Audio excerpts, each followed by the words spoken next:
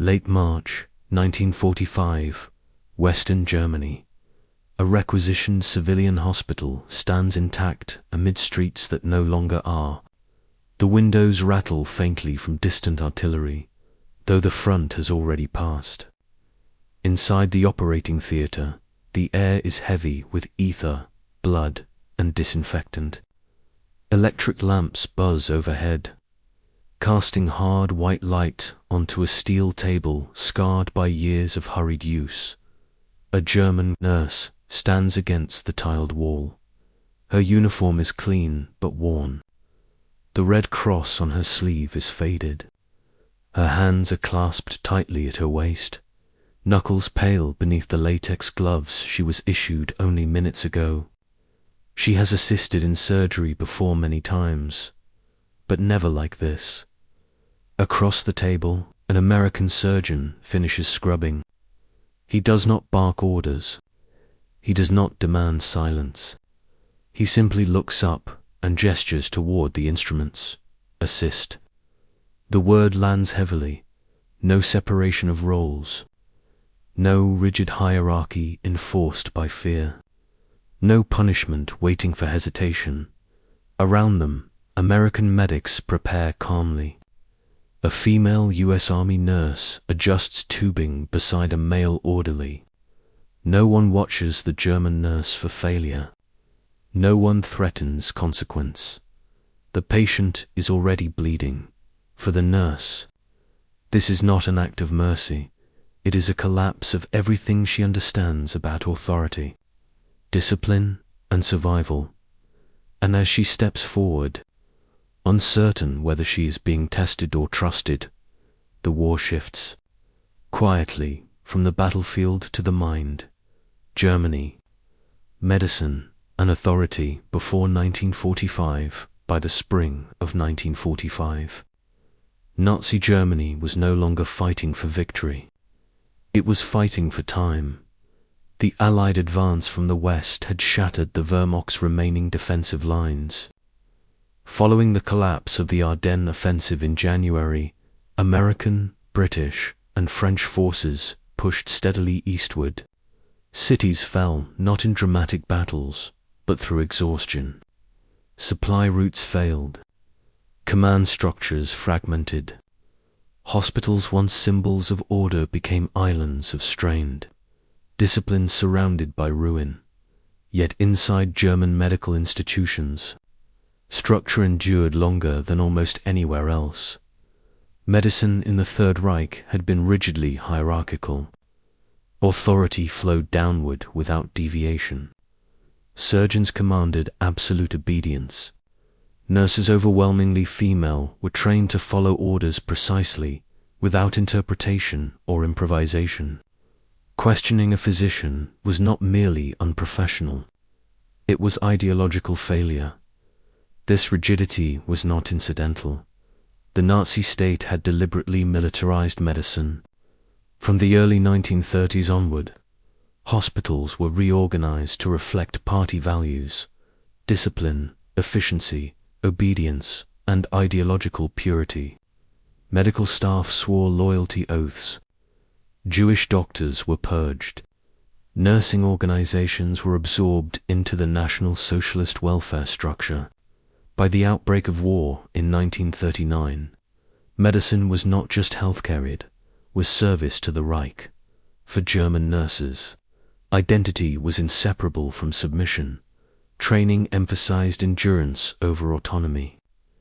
Nurses were taught to suppress emotion, endure exhaustion, and execute instructions without hesitation.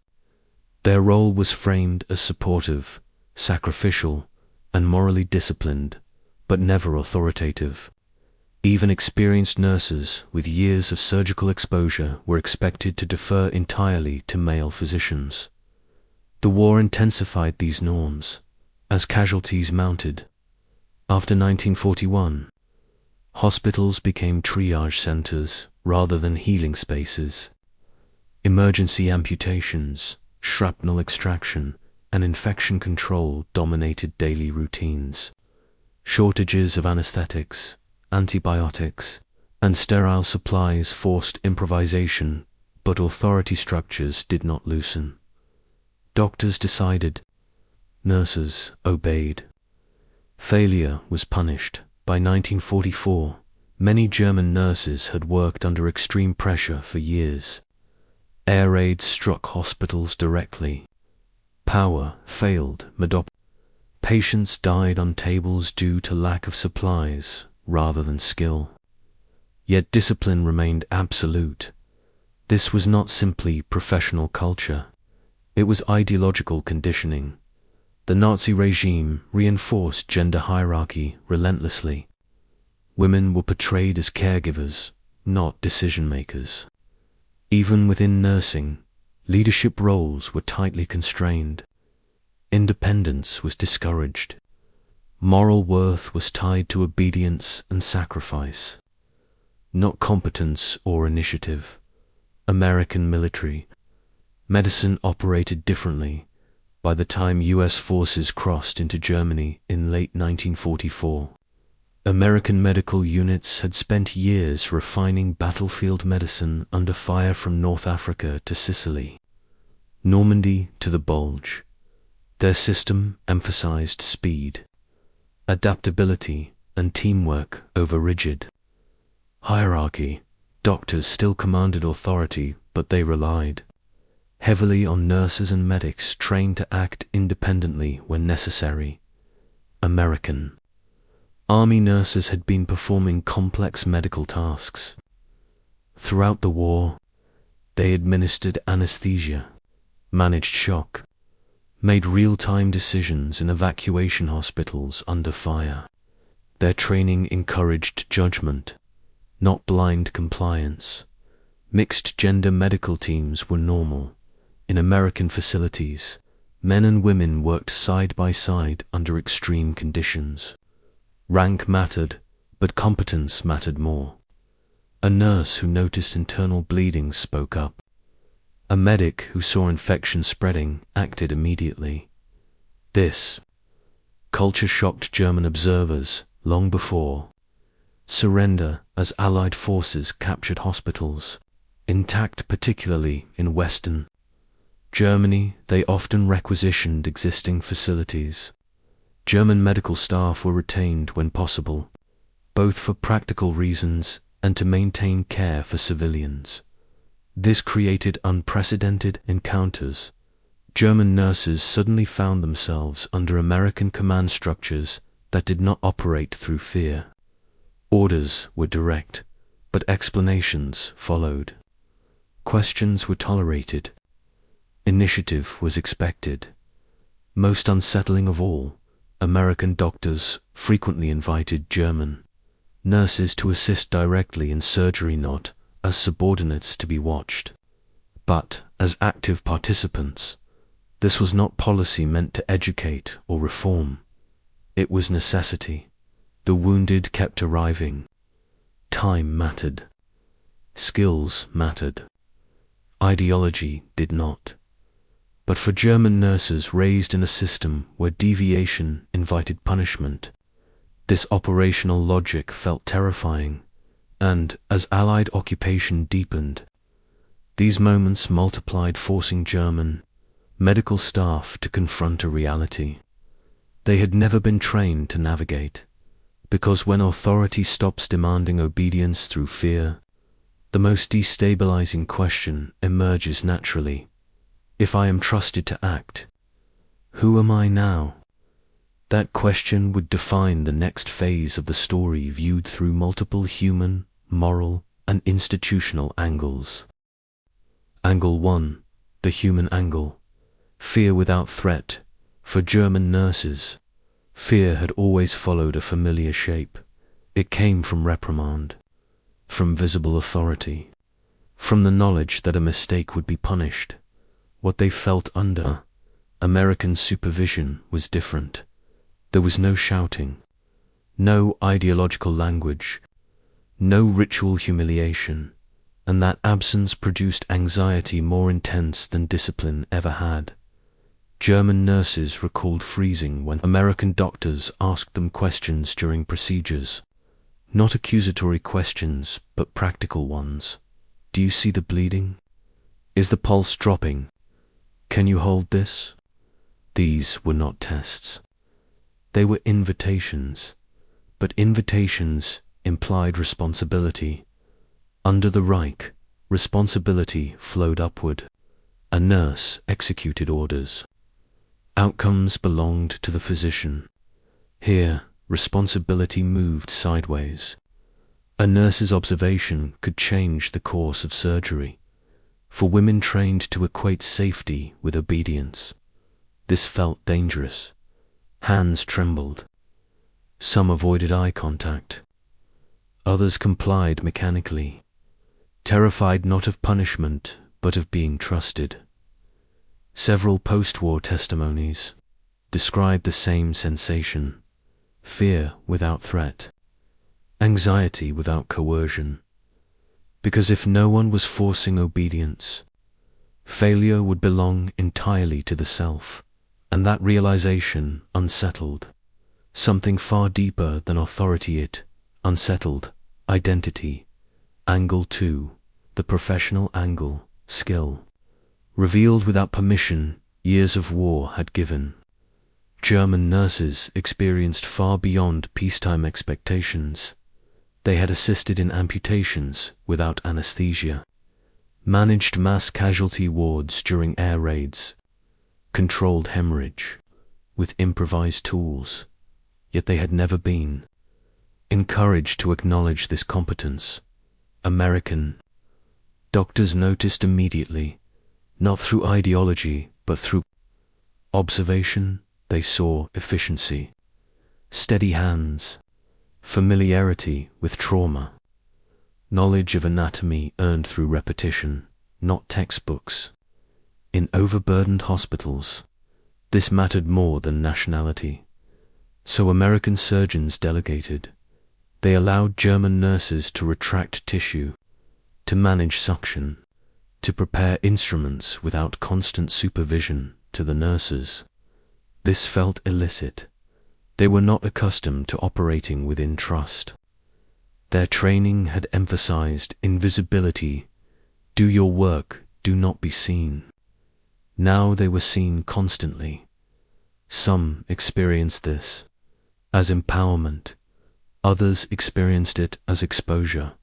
If their competence was real, then years of enforced passivity had been unnecessary. And if it had been unnecessary, then obedience had not been moral virtue, but structural. Suppression, that thought carried weight, because once skill is acknowledged, it cannot be denied again either by authority or by the self. Angle 3, the gender angle. Authority without masculinity in German hospitals before 1945. Authority had a specific form. It was male. It was distant. It was unquestioned. American medical teams disrupted that model. Immediately, female American doctors and senior nurses issued instructions confidently. They corrected male colleagues openly. They moved through operating rooms without apology. German nurses watched this with disbelief. These women did not lower their voices. They did not soften commands. They did not seek approval through deference. Their authority was functional, not symbolic, and no one challenged it. This was not framed as gender reform. There were no discussions of rights or equality. It simply existed. For German nurses raised under an ideology that framed women as moral supporters rather than decision makers. This was destabilizing. If authority did not require masculinity, then gender hierarchy was not natural. It was constructed. That realization did not inspire rebellion. It inspired silence, because once internalized, it had implications far beyond the operating room. Angle for the moral angle. Obedience versus responsibility. Nazi medical ethics had emphasized obedience over judgment. Doctors followed state directives. Nurses followed doctors. Individual moral responsibility was diluted by structure. Orders came from above, and compliance was virtue.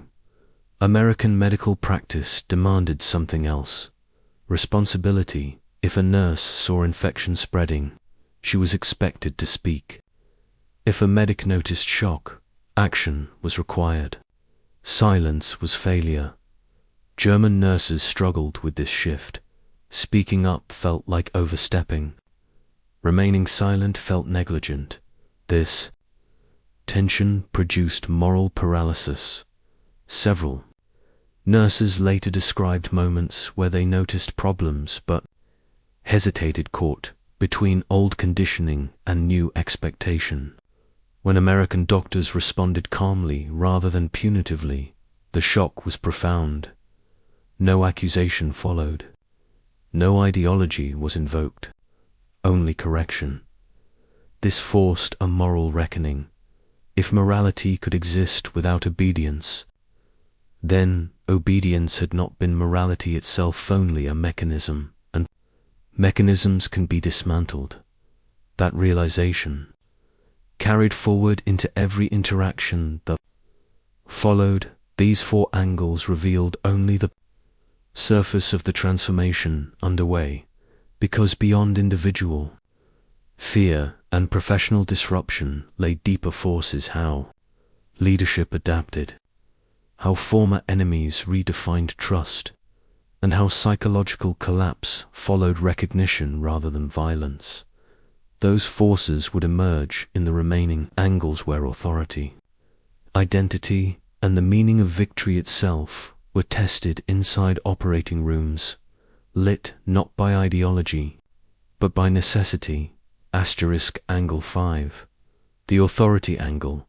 Power without intimidation. For German nurses, authority had always announced itself before it acted. It wore insignia. It issued commands.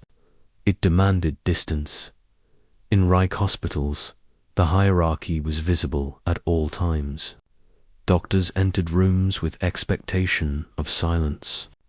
Nurses responded with formality. Corrections were public. Mistakes were moral failings. American doctors operated differently. They corrected quietly. They explained procedures. They asked for confirmation rather than obedience. This did not weaken authority. It redefined it. German nurses found this unsettling. Without intimidation, authority became ambiguous. They could no longer rely on fear to guide behavior. Judgment was required. Several nurses later described feeling unanchored during early surgeries, not because procedures were unclear, but because power no longer felt absolute. If an instruction was wrong, it could be questioned. If uncertainty existed, it could be spoken aloud. This created psychological strain. Authority, without threat, forced internal responsibility, and responsibility, once internalized, cannot be surrendered again. Angle 6. The enemy angle. Cooperation without absolution. The operating room did not erase memory.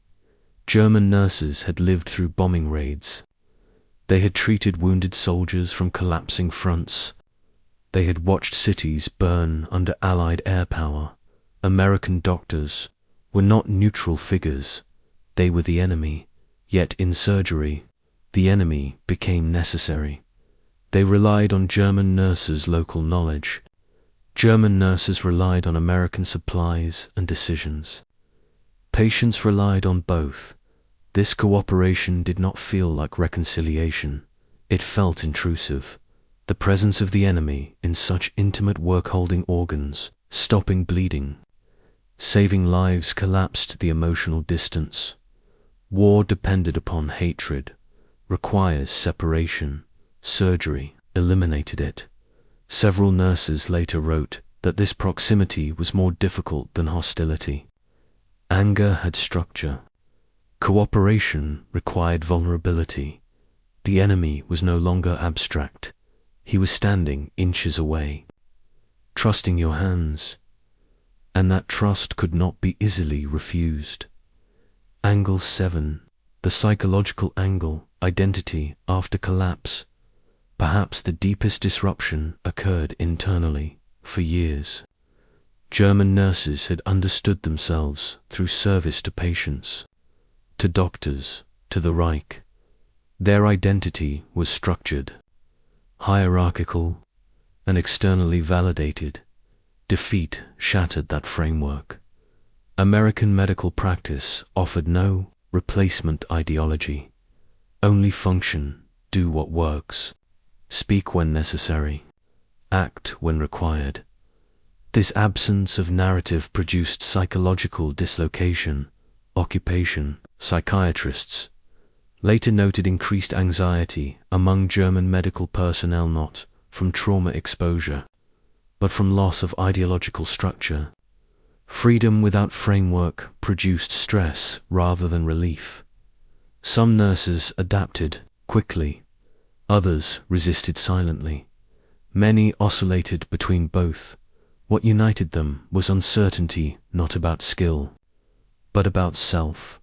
Who am I if obedience is not virtue? What defines worth without hierarchy? These questions surfaced quietly, without resolution, and they lingered. Angle 8. The ethical angle, healing without ideology. Perhaps the most unsettling realization was this. Medicine functioned without political meaning. American doctors did not ask about party membership. They did not demand confession. They did not frame healing as moral redemption. They treated bodies, this neutrality stripped ideology of relevance. For German nurses raised under a system where every action served the state, this was disorienting. Healing without political purpose felt almost transgressive, yet it worked. Patients lived. Infections decreased. Outcomes improved. The implication was unavoidable. If care could exist without ideology, then ideology had never been necessary for care. That realization cut deeply, because it suggested that much of what had been demanded during the war, sacrifice, obedience, silence, had not served healing at all, only control. These angles did not produce immediate rebellion or conversion. They produced fracture, and fracture, when sustained, leads to collapse not of institutions, but of certainty. That collapse would reach its peak not in ideology or protest, but in a single decisive moment when participation became unavoidable. An observation turned into consequence. That moment would mark the true turning point of this story. When participation became unavoidable, by late April 1945, Germany was no longer a functioning state. Berlin was encircled. Rail lines were severed. Hospitals overflowed with civilians, prisoners of war, and wounded soldiers from collapsing fronts in many regions. Medical infrastructure survived only because it was immediately repurposed by occupying forces. It was within this chaos that the turning point occurred, not during surrender negotiations, not during military confrontation, but inside operating rooms that no longer belonged to any nation. As American forces advanced into central and southern Germany, they encountered hospitals still staffed by German personnel, particularly nurses. Doctors had been conscripted, killed, or fled. Supplies were depleted. Equipment was outdated. Patients were dying from wounds that were survivable under different conditions. American medical units faced a decision. They could replace the system entirely, or they could integrate it. Integration was faster, and speed meant lives. By early May 1945, American Army medical officers issued operational directives allowing German nurses to assist directly in surgeries under American supervision. This was not symbolic. It was necessity. German nurses were informed with little ceremony. They would scrub in. They would assist. They would follow American instruction. For many, this was the moment fear solidified. Observation had been manageable. Cooperation at a distance had been tolerable. But surgery erased distance completely. Operating rooms were intimate spaces, sterile, focused, unforgiving. Hands moved inches from open bodies. Mistakes were irreversible. For German nurses, the terror was not technical. They were trained professionals. The terror was psychological. To assist an American doctor meant more than touching instruments. It meant accepting authority without ritual. It meant trusting an enemy's judgment. It meant acting within a system that contradicted everything they had been taught defined order. Several post-war testimonies described the first surgeries as physically overwhelming, hands shaking, breath shallow, eyes fixed on instruments rather than faces, not because procedures were unfamiliar, but because roles were. American doctors issued instructions calmly. They did not shout. They did not demand obedience. They expected competence. This expectation carried weight. German nurses had been trained to respond to command. They were now expected to respond to responsibility. That shift marked the point of no return. Once a nurse assisted successfully once, a patient old framework weakened irreversibly because success validated the new system. The operating room became the site where ideology failed. Completely, there were no flags, no slogans, no rank displays beyond necessity, only bodies, only outcomes. American doctors corrected technique without humiliation. They explained why changes were made. They accepted suggestions when valid. This was not leniency. It was professional parity for German nurses. This recognition was destabilizing. They had been told their value derived from obedience. Now it derived from skill, and skill did not belong to the state. It belonged to the individual. This realization struck differently across individuals. Some nurses embraced it silently, adjusting posture, asking questions, engaging fully. Others resisted, internally performing tasks, mechanically while emotionally withdrawing, but none remained untouched. By mid-May 1945, mixed surgical teams were functioning routinely in several occupation zones. Efficiency improved. Mortality rates dropped. American reports noted rapid adaptation. Among German nursing staff, the reports did not. Note the cost, because the cost was. Internal participation had replaced observation, and participation leaves no neutral ground. Once, a German nurse assisted an American doctor in saving a life. The war's moral simplicity dissolved. The enemy was no longer solely a destroyer. Authority was no longer inherently oppressive. Discipline was no longer inseparable from fear. The psychological impact intensified. Nurses began reinterpreting past experiences not as personal failures, but as structural enforcement. Endurance had not always been chosen. Silence had not always been virtue. These realizations did not produce relief, they produced grief. Grief for years spent obeying rules that now appeared conditional. Grief for colleagues lost under a system that demanded sacrifice without flexibility. The operating room did not offer answers. It exposed contradictions and contradiction. Once experienced under pressure, cannot be ignored. By the end of May 1945, the turning point had passed. The war was over militarily, but for these women, something deeper had ended. The belief that authority must be feared.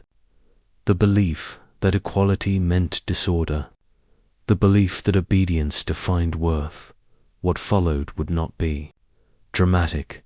It would be quieter and far more consequential, because the effects of this moment would only become visible after the surgeries ended. The hospitals emptied, and these women returned to a society struggling to redefine itself, that unfolding, uneven and irreversible. When recognition changed identity by June 1945, the emergency phase had passed. The front lines were gone. The gunfire had receded. What remained was stabilization. Hospitals across occupied Germany shifted from crisis medicine to sustained care.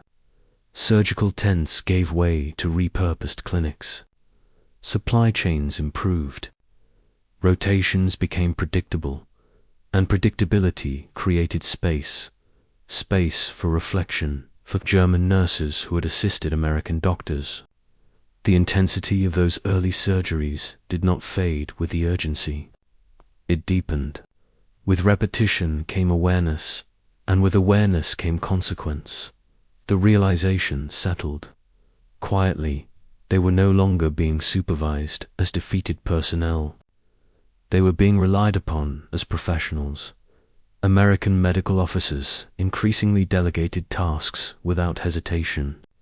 German nurses were assigned responsibility over triage decisions, sterilization protocols, postoperative care.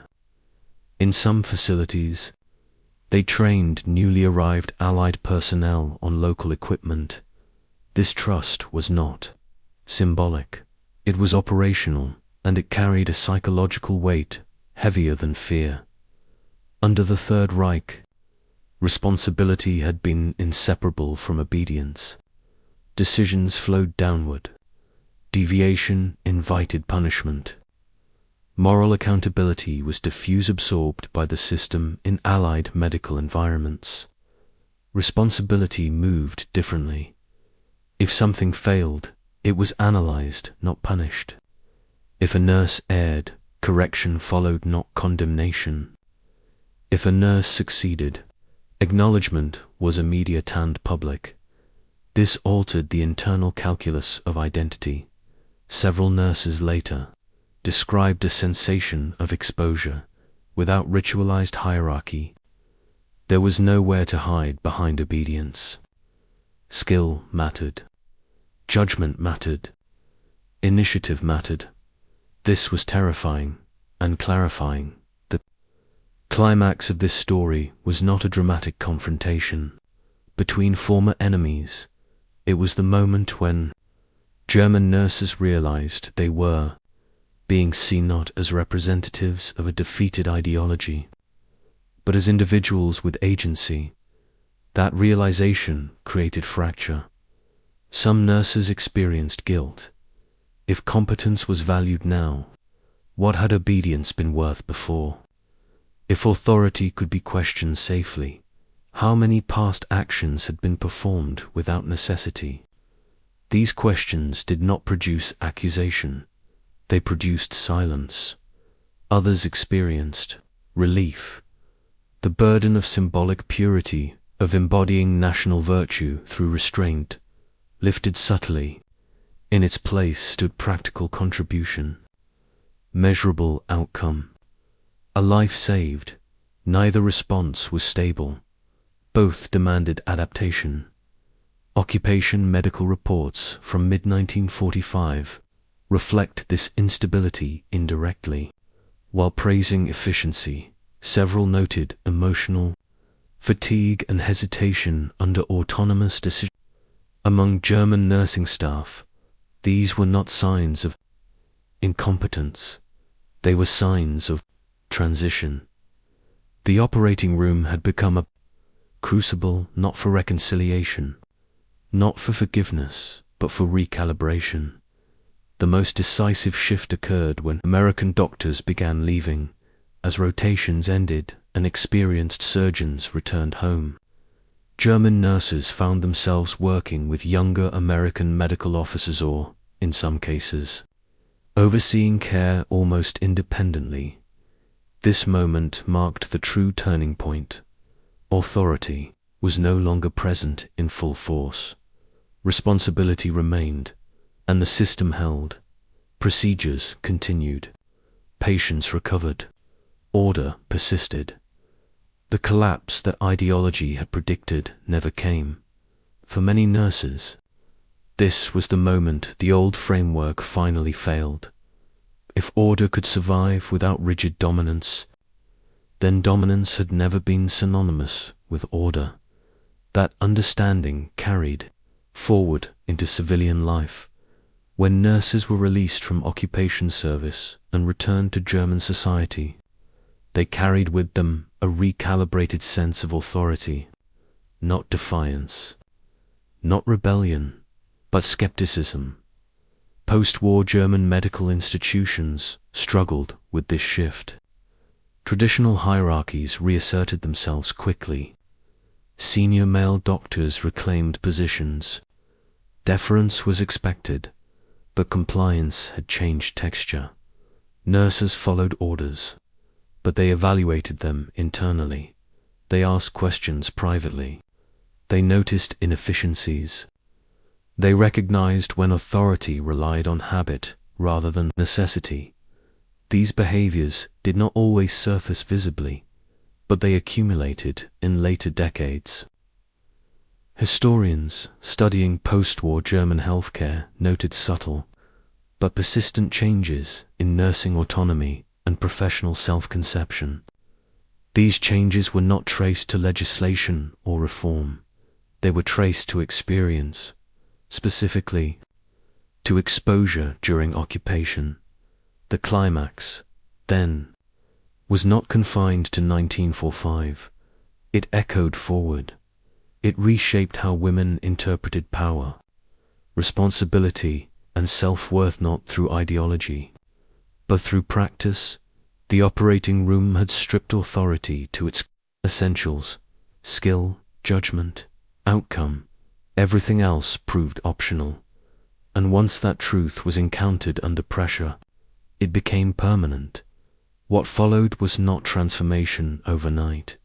It was aftermath, a slow, uneven negotiation between memory and reality, between what had been demanded on what had been proven possible. That negotiation would define the years ahead, and it would reveal itself not in speeches or policy, but in choices made quietly inside hospitals, families, and professions rebuilding from collapse. The climax had passed. Now came the reckoning. Return to a changed world. Release did not mean relief. When German nurses completed their service in Allied medical facilities, they did not step into a restored society. They returned to cities fractured by bombing, shortages, and moral exhaustion. Hospitals still lacked supplies. Housing was scarce. Transportation barely functioned, and the structures that had once dictated order were either discredited or quietly reasserting themselves without explanation. For many nurses, the transition was disorienting. Inside Allied hospitals, authority had been procedural. Outside, it was once again symbolic. Senior physicians reclaimed dominance. Administrative hierarchies hardened. Gender expectations returned quickly, almost defensively. Women were encouraged to resume subordinate roles, not because efficiency demanded it, but because familiarity did.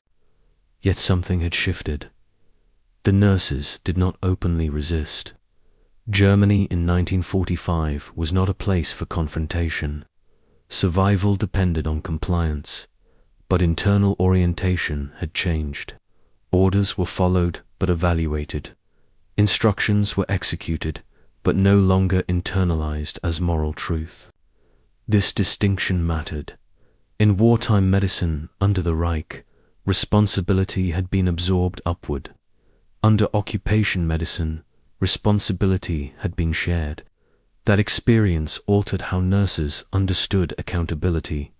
Several post-war nursing memoirs and oral histories describe this tension indirectly.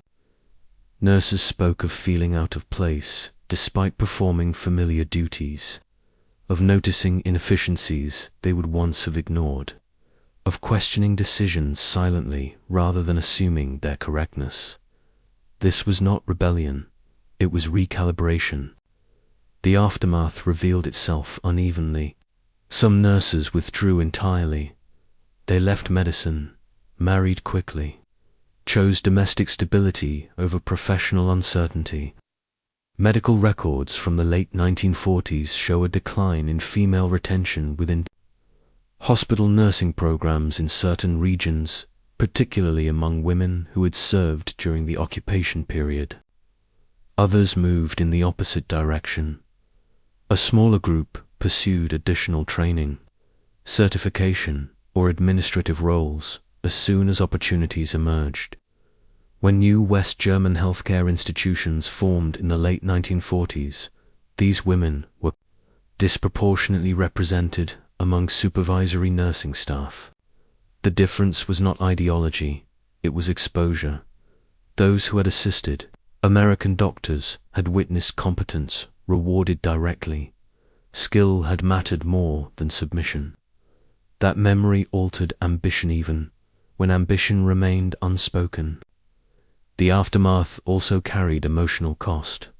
Psychological studies conducted in the Allied zones during 1946 and 1947 recorded elevated levels of anxiety, insomnia, and fatigue among women in medical professions. These symptoms were not attributed to trauma from violence, but to prolonged stress associated with moral uncertainty and identity disruption. Nurses struggled to reconcile past obedience with present autonomy. If they had been capable of independent judgment under Allied supervision, why had such judgment been discouraged before? If professionalism could exist without ideological loyalty, what had loyalty truly required? These questions were rarely articulated. They were absorbed, and absorption manifested as silence.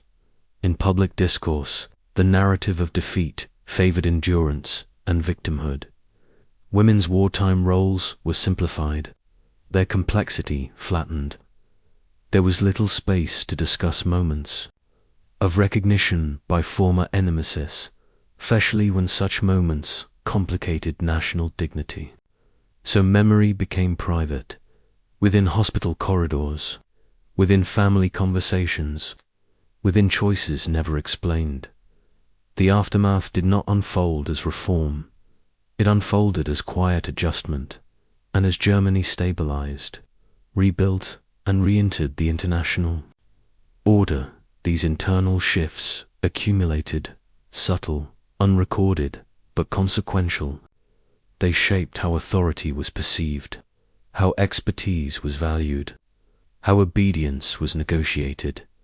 But the full impact would not become visible. Immediately, it would emerge over time through patterns, generational transmission, and silence itself. Because the end of war does not erase its psychological structures, it exposes them, and exposure, once experienced, changes how people move through the world forever. The next stage of aftermath would reveal how these private shifts interacted with public reconstruction, how memory, once buried, continued to exert pressure beneath the surface. Institutional memory and quiet transmission. As Germany rebuilt its hospitals, it rebuilt its narratives. Officially, post-war medical reform focused on denazification, modernization, and efficiency. New regulations were introduced, training standards were revised. International cooperation slowly resumed. On paper, the transformation appeared structural and administrative. But beneath these visible changes, a quieter process unfolded, memory migrated. The nurses who had assisted American doctors did not lecture. They did not publish manifestos. They did not frame their experiences as political lessons. Instead, they transmitted them through behavior, through how they trained younger nurses, through how they responded to authority, through what they tolerated and what they quietly refused. In classrooms and wards across the late 1940s and 1950s, subtle differences appeared. Some senior nurses insisted on explanation before execution. Others normalized questioning framed as clarification rather than defiance. Mistakes were addressed privately. Praise was offered sparingly but sincerely. These were not American practices imposed on German systems. They were adaptations, and they existed alongside older habits, rigidity, hierarchy, distance, without openly challenging them. The coexistence created tension, but also resilience. Younger nurses noticed. Many could not articulate what felt different. They simply sensed that some supervisors operated differently, that some authority figures invited participation without surrendering control, that discipline could be firm without humiliation. This distinction mattered in a society reconstructing trust. Germany's medical profession faced international scrutiny after 1945. Crimes committed under the banner of science had discredited entire institutions. Restoring credibility required not only regulation, but cultural shift. The nurses who had witnessed alternative medical authority models embodied that shift quietly. They did not reject structure, they reinterpreted it.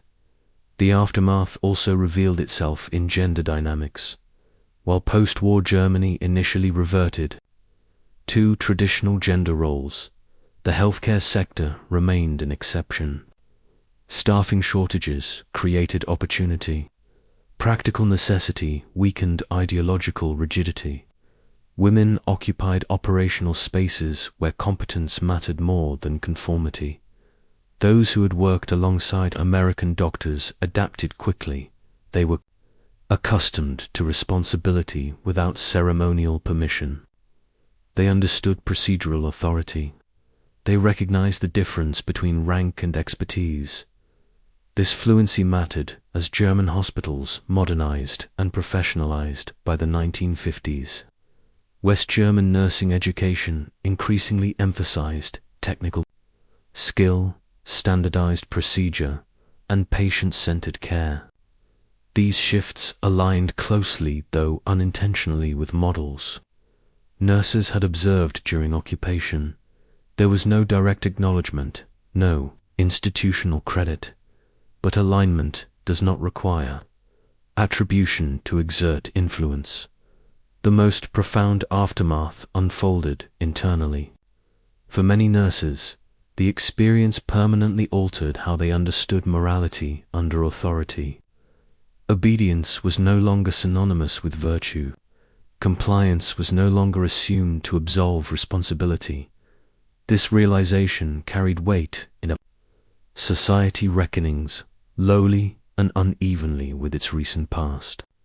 It did not produce mass confession. It did not inspire immediate reform. It produced caution, a reluctance to surrender judgment entirely, a sensitivity to the consequences of unexamined compliance, a quiet insistence on understanding purpose before execution. These traits did not make history headlines, but they shaped professional culture, and culture determines how systems behave under pressure. Decades later, when German medicine emphasized ethical review boards, patient consent, and professional accountability, these developments were explained through policy evolution and international norms, rarely through lived experience. Yet history often moves this way, through accumulated adjustments, through lessons learned privately, through moments that never appear in archives, but echo through practice. The American doctors who supervised these nurses returned home. Their reports focused on logistics, efficiency, and outcomes. They rarely noted the psychological impact of shared responsibility. The nurses returned to German hospitals. Their impact was unrecorded but persistent, because the aftermath of war is not only what societies rebuild, it is how individuals carry altered expectations into ordinary life, and those expectations once changed reshape institutions from within. The story does not end with recovery. It settles, and in settling, it prepares the ground for reflection. War is often remembered through its extremes, through destruction, through ideology, through the moments when violence overwhelms restraint. But its most enduring transformations often occur elsewhere, in rooms not designed for symbolism, in routines shaped by necessity, in interactions so ordinary they barely register as history while they are happening. For the German nurses who stood beside American doctors in post-war operating rooms, the experience did not feel like liberation or conversion. It felt destabilizing, unfamiliar, quietly threatening to what they had been taught to believe about authority, responsibility, and order. They did not witness moral lectures. They witnessed a system functioning without fear. They saw authority exercised through competence rather than intimidation, discipline enforced through procedure rather than ritual humiliation, responsibility shared rather than displaced upward.